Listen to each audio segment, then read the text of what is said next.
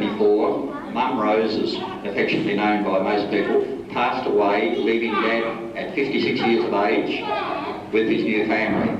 Dad later married an old family friend and a lovely lady in Nell Wiggins, inheriting another 3 daughters, Josie, Beth and Elaine, making a total children of exactly 1 dozen. And Beth Wiggins would like to say something. Accused of maiden name.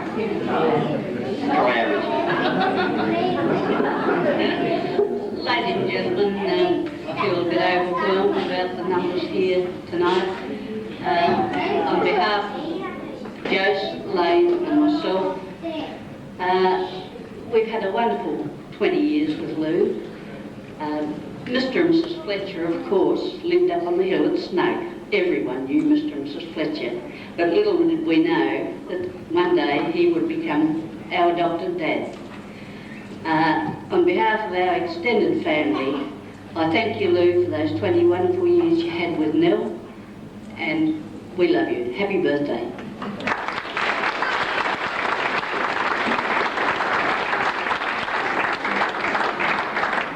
Just a little point in inheriting another 3 into our family, we ended up with 2 sisters called Elaine. Another one that's heard before. Elaine Wills and Elaine Proctor. There they are, they were all alike.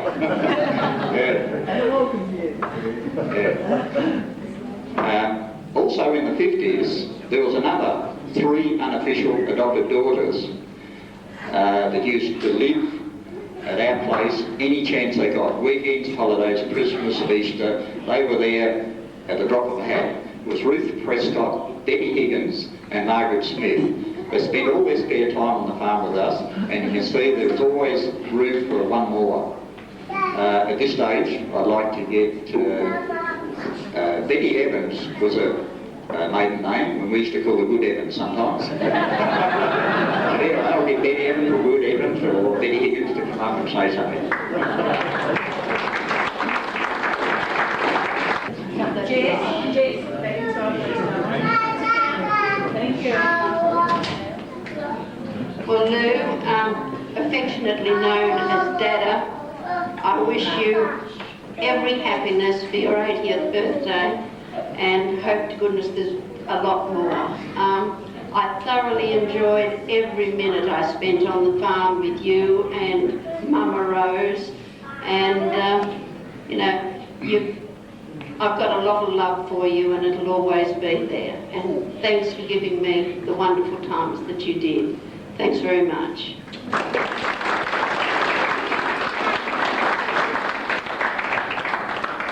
That was another one of our sisters. Then Dad moved to Snug when he married Mel, and which he still lives there now, as everyone knows, and he still grows veggies for what we call Dad's army. His kids. He grew them for the army in the 1940s, and now he's growing them for Dad's army. He is noted for his Butte early pink eye potatoes. And also his record responsible for 12 children plus 3, which takes a total of 15, 34 grandchildren and 35 great-grandchildren. And at this stage, I'd ask Margaret, commonly known as GRET, say a few words.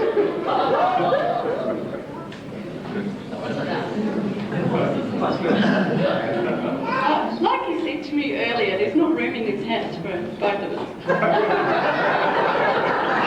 And he was leaving. I'm Meg or Margaret or Brot or Brett or whatever variation you like.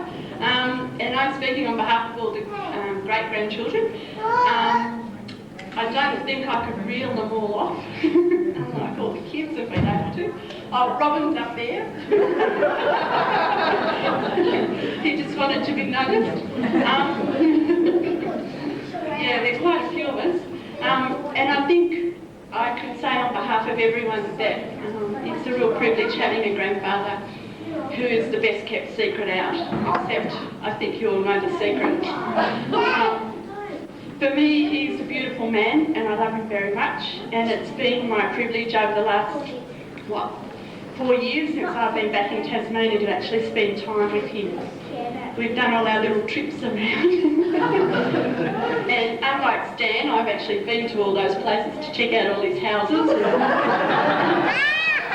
And the ruins and places where they used to be that are now paddocks and other things. So it's been a real pleasure knowing Grandad, as I call him. And on this day I'd like to say on behalf of all the grandchildren, have a happy birthday and may there be many more. Thanks. Another reason for having Margaret up here tonight, or Greg, what we want to do is say goodbye to Margaret, or Margie. She leaves next week to live in America, and we'd like to say, Margie, have a good time in America, and Well,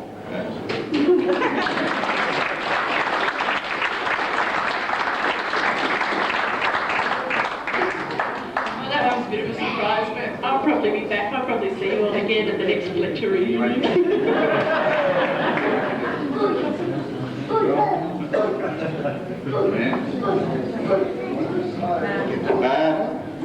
Margaret spoke on behalf of the grandchildren, and on behalf of the 35 grandchildren, great-grandchildren, we'll ask Emily, as Nigel's eldest daughter, and she was the first one to come up and say a few words.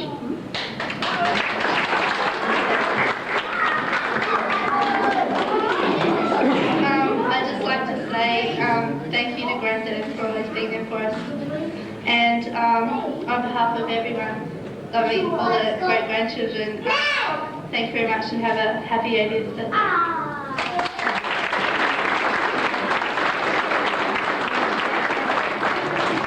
Some of you here tonight know that Emily is a member of the Rosny Children's Choir.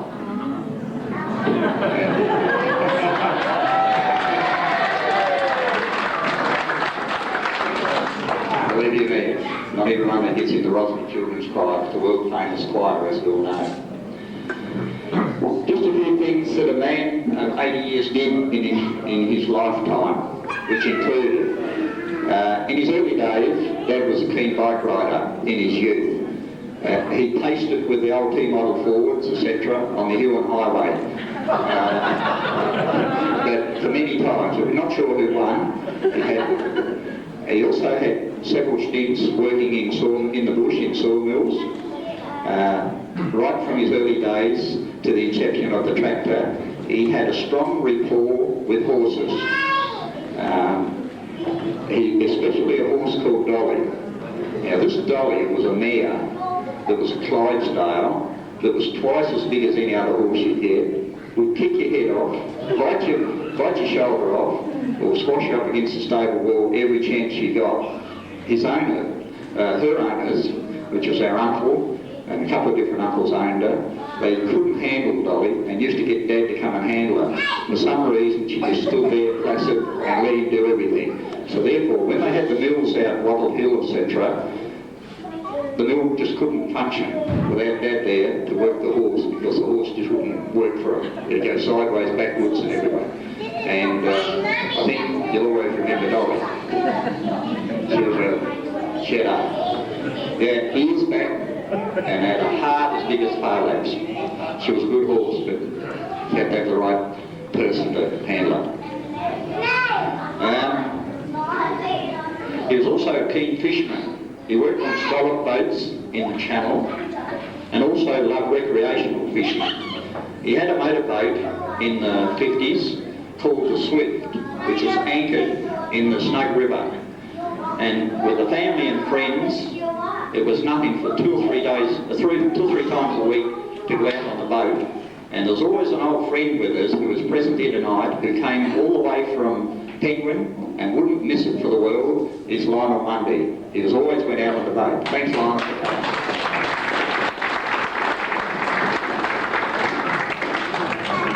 Lionel was one of Dad's mates. He was a mate. He lived next door to us, and right from the word go, they became mates. they're still mates 50 odd years along the track. But I'll tell you something that happened one day. Up on the farm, in the back paddock, it was not unusual, at least once a day, if not twice, to get the football out and have a kick at the football. And Dad and Lionel would always be there. At the drop of a hat, they would come and have a kick with us. One day in particular, the ball was dribbling along the ground. Lionel came from one end, straight for the ball. Dad came the other end, straight for the ball. And neither of them thought, well, I'm not going to give in. Lionel thought that Dad would go to the left. Dad thought Lionel would go to the right. But they didn't. They just went straight ahead. And you don't have to look at the AFL on Saturday night to see a good crunch, because that's what happened. They went crunch. They stood up. They had broken noses. They had blood noses. And they were a bit stunned walking around. But after that, what had happened, they were still mates. They just got up, looked at one another and laughed. And they still laugh about that today. And they've never held their heads to one another. And they were mates before it, they were mates while it happened, and they're still mates 50 years later. When they were out fishing on the Northwest Bay, the largest cray they caught was supposed to be a 7-pounder, and I can remember it. Is that right? 7-pounder? Yeah, we've got a nod there. That was right. There was an annual pilgrimage to Bruny Island in the mutton bird season. The Dad and his friends and some of us younger ones would go with him, and he would walk Mount Bruny many a times. And he also went to the Central Highlands, was a great attraction, to the roo shooting. Many weekends spent this way. Also possum snaring in the early days. And well, they used to have seasons. They used to snare possums and sell the possums. That was one of Dad's jobs in those early days. There's another thing I'm going to tell you about what happened up at the farm. Right up the back road, as we called it, there was a 100-acre block of bush owned by a man in Hobart called Cyril Longman. Now, Cyril Longman was about 6'8" tall. That was measuring him with his stoop, which he had a big stoop. He wore 16 boots, 16 size boots, and he used to walk down to Snug from Hobart. He worked from the wharf in town, H. Jones and Co. actually, and to try and catch these people that were pitching his wood, but he could never catch them. So one day he walked down to Dad, who was working in the orchard, and he said, "Have you got a shotgun?" And Dad said, "Matter of fact, I have." He said, "Well, I'll supply the cartridges and give you 50 cents for every one you can shoot that you catch pitching me wood." Yeah,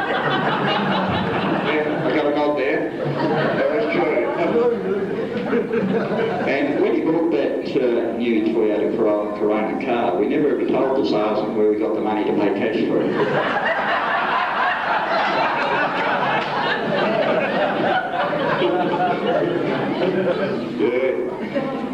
Dad and Carl Slot gave many hours of their time and skills voluntary to build 3 units for the Lions Club in the Channel Highway Kingston area, named Carlu Court.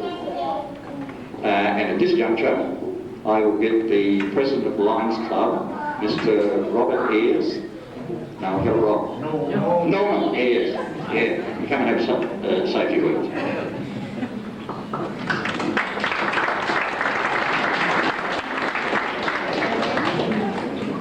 Thanks, Dad. Thanks for enlightening myself and a few members of the Kingborough Alliance here tonight.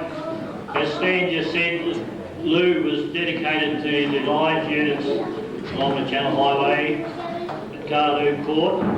Much dedication went into the building of these 3 units, and wherever Lou goes, he's dedicated to what he does, providing his work for Lions, whilst he worked for Lions. The last project Lou was working on was the Royal Hobart Show just recently, and there's no doubt about it, he was there at 8:30 when most of the lines started. Is that right, Lou? Might have been a little bit later. 25 to 9. We're going to give him 5 minutes being late, but Lou's dedicated to Lions and always has been. I've been in Lions 20 one going on 22 years, and he can beat me, but I think he's a life member now. And on behalf of the Lions ladies of Kingborough, we congratulate you on your 80th birthday, Lou, and wish you all the best in the forthcoming future. Thank you very much, Lou.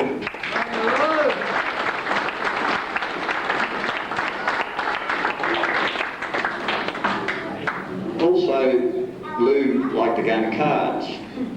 Any excuse to get out the cribboard when some of the uncles and aunties or whatever were around. So the men were playing the women this night.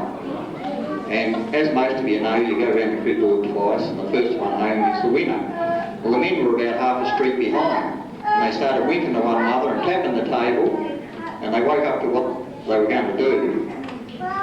They said, "Oh, you've got another round to go." So they went around 3 times, and of course after 3 times they won the game. To this day, the women really didn't know what happened. They thought they'd only ran around twice.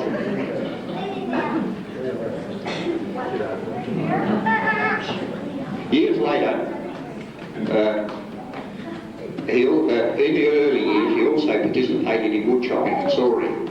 But he was not quite as good as David Foster, because David wandered around to see who was the best. But he did saw and he did chop. He was also a prominent badminton player with the Snoke Badminton Club. He played in the Channel Association. He also played a little bit of picnic cricket. He played golf for quite a few years. He played bingo, and I think he played bowls. He's a current member of the Kingborough Bowls Club. Also played darts at the Channel Darts Association. He also was a Buffalo Lodge member for many years. He had been a member of the Kingborough Lions Club since 1974. He holds an honorary life membership there. It is not surprising how Dad keeps fit and how he cares for people. When his mother, it's not surprising how he cares for people when he's got parents like this. His mother, who at a ripe old age walked from Gardens Bay to Margate or Snoke to see if Dad was okay in the 1967 bushfires. The trees were over the road, the cars and buses couldn't get through, so she walked just to see, and that was the type of person Dad's mother was. His father, old Pete Fletcher, was a legend in the Huon. We don't know how many years, but we think it's something like about 30 years. He never missed a Signet cattle sale for about 30 years. How long? 34, there you go. It was in the Post, published all around Australia about that. From birth, which was in 1917, Dad's witnessed many things happening through the world and at home. He was born halfway through the First World War, and that makes him a little bit older than most of us here tonight, who a lot of us are baby boomers, the Second World War. So just think, he was born in the First World War. He was around when the big 29 stock crash in the world stock market, which was the world's most famous stock market crash. He was around when stock reached the South Pole. He was around and listened on the radio to Farlack when he won all those races, including the Melbourne Cup. He was around and lived through the Great Depression in the 30s. He was also in this world when the 36 Olympics, the famous 36 Olympics were in Berlin, when the famous Jesse Owens, the controversial Jesse Owens, won all the medals. He was also around in 1939, between 1939 and 45, the Second World War, where you used to have to use coupons for petrol and food and that, which were more valued to you than money. Some of the younger ones here today wouldn't know what that meant. They have to have coupons. Money, it meant more than money. He was also around in the 40s when Sir Donald Bradburn was the famous cricketer, his era. In 1953, when Sir Edmund Hillary conquered the world by climbing Mount Everest, first man to climb Mount Everest. The 1956 Olympic Games in Melbourne, where Dawn Fraser, her era, one of the greatest athletes in Australia. He was around when the first TV in Australia. He was also when the Suez crisis, when all the ships were sunk in the Suez Canal. Why we mention that one is Dad had quite a sizable truckload of apples go down in that sewage crisis. And about 10 years later, I think it was, just out of the blue, Lloyd's of London sent him a cheque for compensation for losing those apples. Is that right? Yeah, got a nod there. He was also around when the '63 assassination of President Kennedy. He was also around in 1965 when the Rosny Children's Choir was founded, which Emily, his granddaughter as we mentioned, is a member these days. He was around when the 1966 decimal currency was introduced, the 1960s controversial Vietnam War, the '67 bushfires that we've mentioned. In 1969 he was also around when the first man walked on the moon, Lance Armstrong. In 1970s when the metric system was introduced, also colour TV in 1972. The Hobart Bridge collapse. In 1975, the demise of the Whitlam government. In 1986, he witnessed Halley's Comet. I think he just missed out on one just before he was born, the one before that. In 1988, the bicentenary.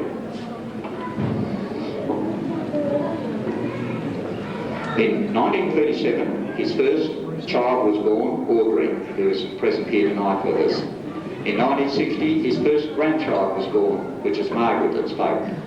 In 1985, his first great-grandchild was born, Emily, who spoke here tonight. We've also got an apology from a few people.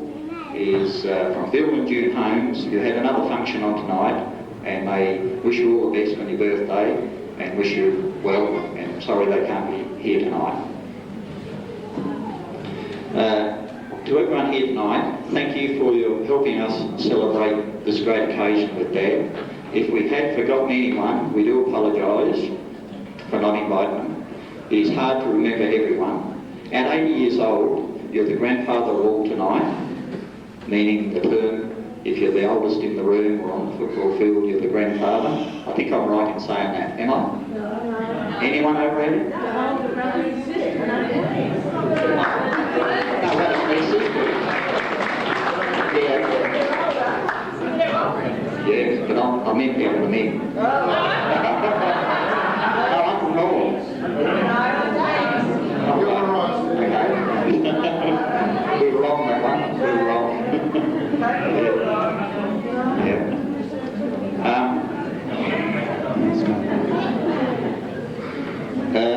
Yesterday, Dad was officially 80, and he's been partying for 2 days. So, I don't know what the moral of that is. The older you get, the more you party. He started off yesterday morning. Some of the family, the immediate family, went down with chicken and champagne for breakfast. At 2 o'clock in the afternoon, another heap arrived, wheeling in this big grandfather's chair for a present. And this grandfather's chair was a beauty. It's got a gear lever on the side, which you pull and push and work, and it lifts the front up for your feet and it rolls you back to lay back and all this sort of thing. Anyway, when we brought it in, he looked at it, and he looked around, and he went to the side of it, he went to that side of it, and I said, aren't you going to sit down? He kept looking at it, you know. And then I think it was Elaine, his daughter, said, well, what do you think of it? He said, oh, pretty good. He said, it'll come in handy when I get old.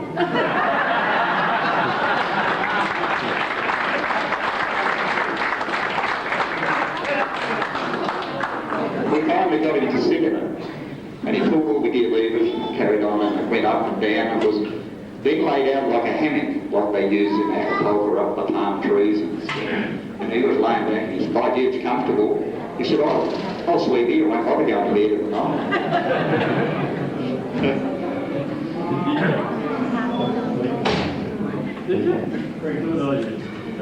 Also, Dad has been witness to sing. He has got a voice. And his favourite song, I've heard him sing it about twice in my lifetime. His favourite song was about horses, who, as I mentioned before, he had a lot to do with. And the song was called There Is a Bridle Hanging on the Wall. And we put a question mark here. How about a rendition now?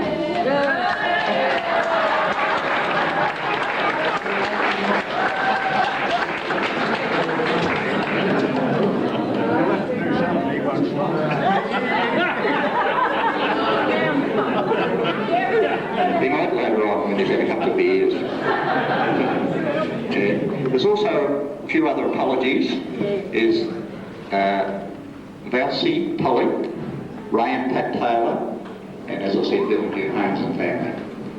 And from me, that is all. And we'll get you to come forward. If anyone hasn't signed this, is you better tonight, and please sign it before we go. But we'll ask Lou to come forward tonight, and we'll let's get there.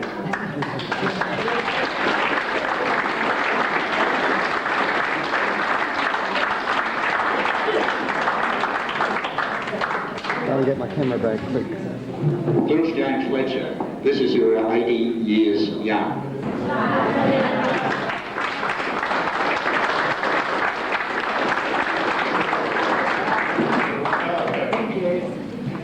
Stanley, thank you very much for those words. Most of it's pretty right. I'd like to thank everyone for coming on tonight. This was a big surprise to me. I was going up to Keith Davis to have a couple of beers with him and our president, his lovely wife. It was John's birthday only a day or two back too. And I said, we've got to go around the club and pick up a carton of beer. When I watched he parked the car, I come in, I was going to get a six-pack to take with me too. What did I say? See you later. Yes, I remember when I was in New Zealand, I was only 6 when we left down there. They brought me up on the steamboat, New Zealand. Took me down to Kingborough, left me with, took me to the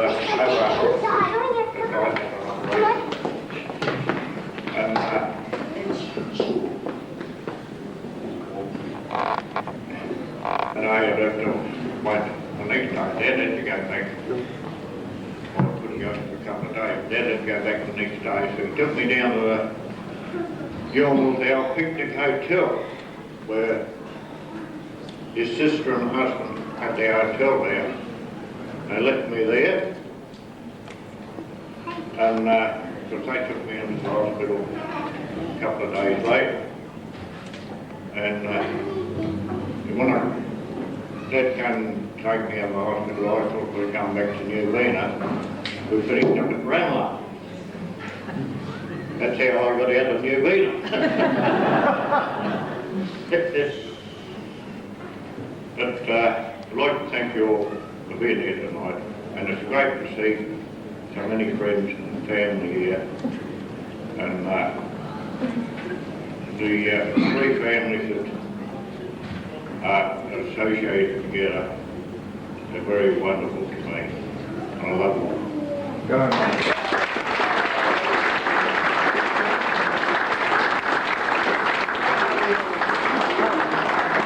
Just before we hand over to the Bowls Club, we've also got somebody who would like to come up on behalf of the in-laws and the outlaws to say something. I'll ask Laurel Fletcher to come up.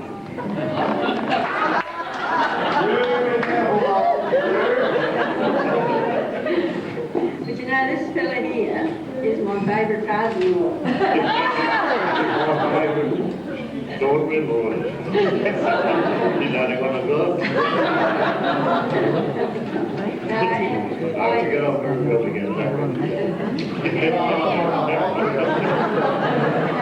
not a bad old fella, and he's, I've known him for a long time actually, and seems a long time. Seems a real long time. Seems a real long time since I've been with his son actually, and a real long time. He's not too bad. No, thanks Lou for being the man you are, and we will love you too. Thank you, dear.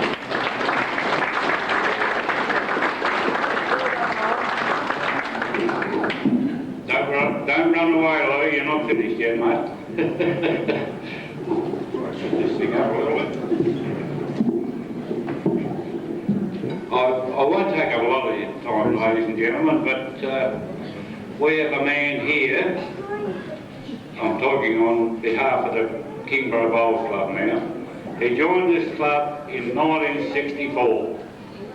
and he's never missed a game, I don't think, since 1964.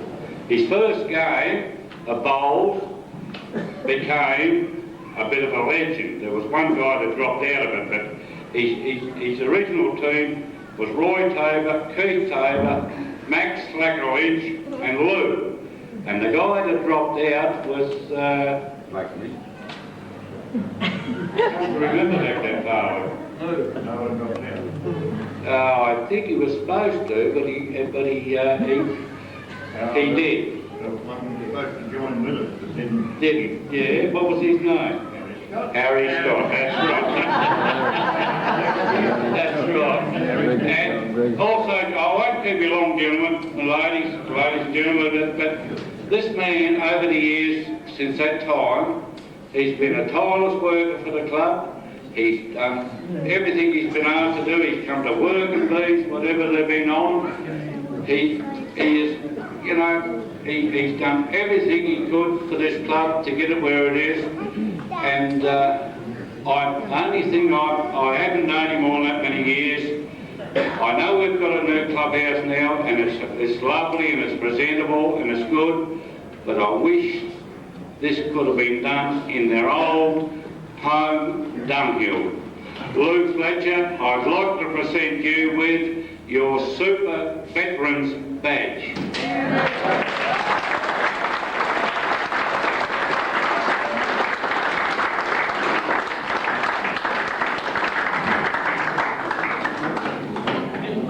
Thanks for all the years of service, Lou. And it gives me great pleasure to do this, I'll tell you. Thank you, President John. It's been a pleasure to be a member of this club. I've always helped put in the second green, done cars, spot myself. We done most of the boxing around that, done the flooring, the round, and draw put in the concrete labour. And what I've done for the club is I've got back tenfold. And I thank the club.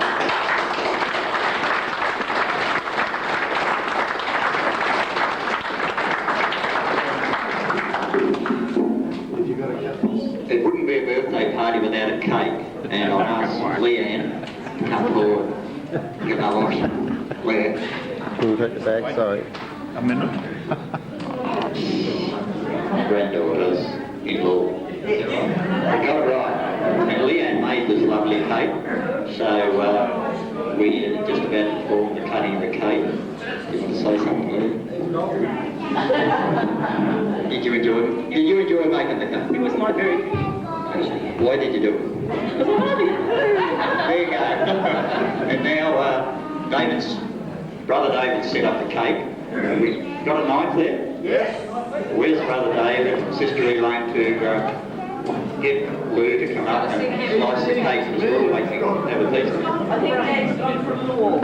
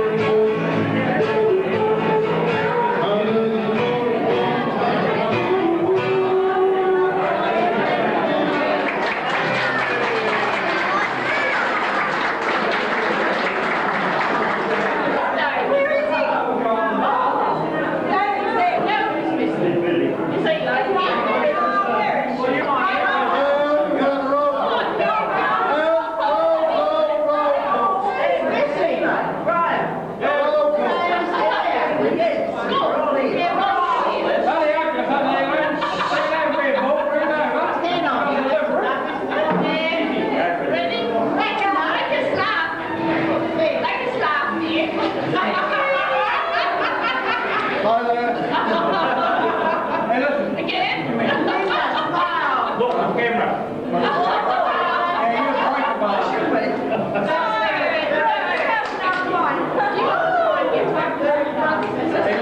I've told them, I present that with you to you, I can get beer for his ear. Oh, you're a tough type man. What are you doing? Takes me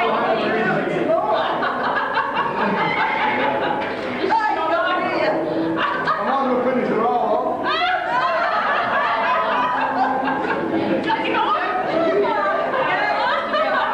You come in here with a pool. What a smell. Hang on a minute, let me look at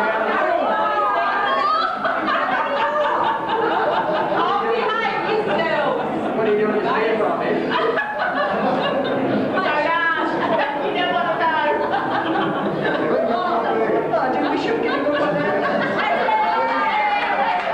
But there's more. Malachi.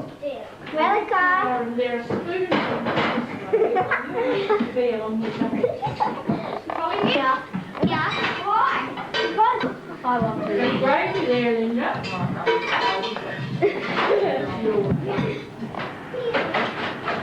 Smile. Where are you? What's down there? Yes. Lisa. There you go, man. You look spoiled. Who's that?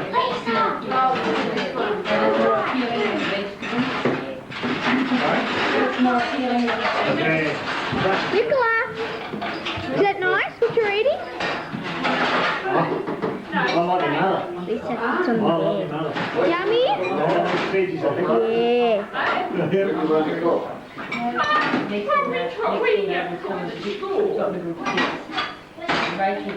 And I taught him for 2 years. I was trained And live.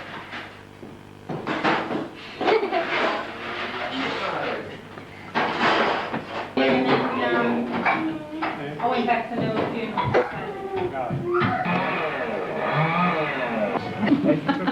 The upcoming summer athletics program.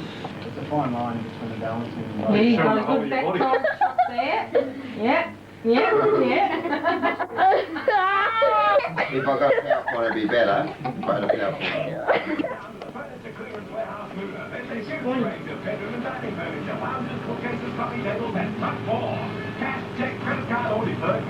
Bananarama.